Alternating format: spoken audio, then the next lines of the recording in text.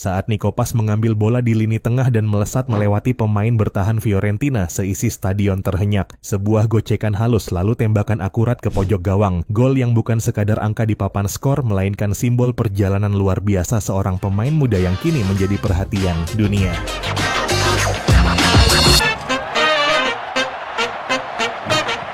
Halo dan selamat datang kembali di Papa Bola. Nico Paz yang baru berusia 20 tahun telah menjelma menjadi pemain kunci bagi Como di Serie A. Klub promosi itu yang dilatih oleh legenda sepak bola Cesc Fabregas kini duduk di posisi ke-13. Sebuah pencapaian mengesankan mengingat keterbatasan sumber daya mereka. Di balik kesuksesan ini, nama Nico Paz semakin bersinar dengan catatan 6 gol dan 4 assist dalam 23 pertandingan. Statistik ini menempatkannya di antara pemain muda paling produktif di 5 liga top Eropa.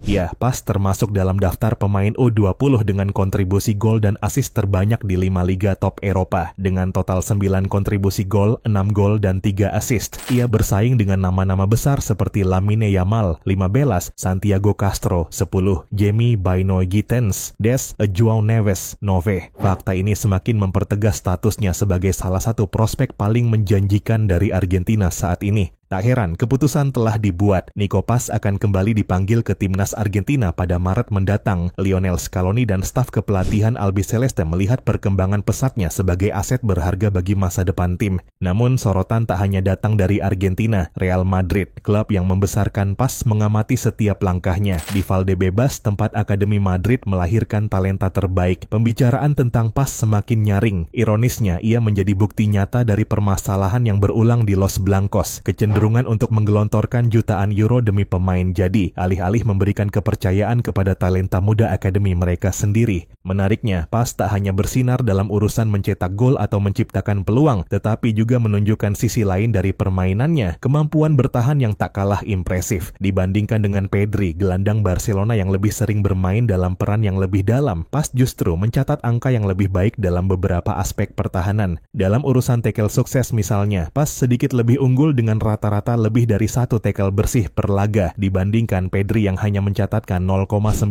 tackle sukses setiap 90 menit. Paz juga lebih sering melakukan blok, hampir 4 kali lipat dibandingkan Pedri, membuktikan betapa aktifnya dia dalam menghentikan serangan lawan. Duel udara juga menjadi keunggulan bagi Paz. Meskipun bukan pemain bertahan murni, ia mampu mencatatkan hampir 10 kali lipat sapuan bola dengan kepala dibanding Pedri. Sebuah statistik yang menggambarkan kesadarannya terhadap duel di udara dan kemampuannya dalam membaca situasi bola mati. Tak hanya itu, Paz juga lebih tajam dalam membaca arah serangan lawan, terbukti dari jumlah intersepsinya yang jauh lebih tinggi dibanding Pedri. Satu hal yang paling menarik, Paz juga memiliki keunggulan dalam merebut kembali bola di sepertiga akhir lapangan. Ini menegaskan bahwa dia bukan hanya gelandang serang yang menunggu bola datang, tetapi juga seorang pemain dengan mentalitas agresif yang siap menekan lawan dan merebut bola di area berbahaya. Selain unggul dalam aspek bertahan, Paz juga menunjukkan performa menyerang yang cukup impresif dibandingkan pemain lain di posisinya. Jika dibandingkan dengan Nico Williams dari Athletic Club yang saat ini memiliki nilai pasar mencapai 70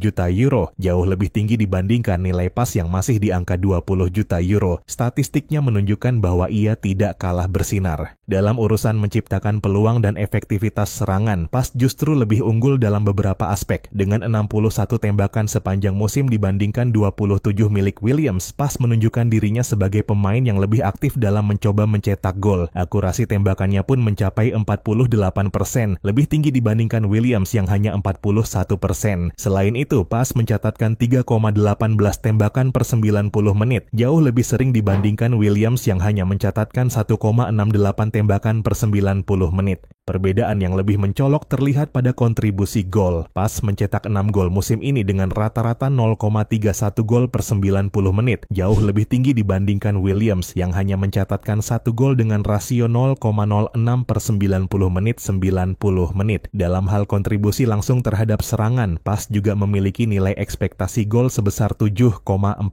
jauh di atas Williams yang hanya 2,82. Tak hanya dalam aspek mencetak gol, Paz juga unggul dalam jumlah umpan akurat dengan rata-rata 30,6/90 menit dibandingkan Williams yang hanya mencatatkan 19,8. Ini menunjukkan bahwa Pas tidak hanya agresif dalam menyerang, tetapi juga lebih efisien dalam distribusi bola dan membangun serangan dari lini tengah. Di Serie A, tak ada pemain berusia 21 tahun atau lebih muda yang mencetak lebih banyak gol dibanding dirinya musim ini. 5 dari 6 golnya tercipta dalam 9 laga terakhir, menandakan bahwa ia bukan sekadar sensasi sesaat, melainkan pemain yang terus berkembang. Kini pertanyaan besar menanti, apakah Real Madrid akan membawanya kembali dan memberinya tempat dalam tim utama, ataukah kisahnya akan mengikuti jejak banyak pemain Akademi Madrid lainnya yang bersinar di tempat lain karena tak mendapat kepercayaan di Santiago Bernabeu? Keputusan akhir baru akan diambil di akhir musim, namun satu hal sudah pasti, Nico Pas bukan lagi sekadar prospek melainkan realitas, seorang bintang yang tengah membangun jalannya sendiri menuju puncak sepak bola dunia.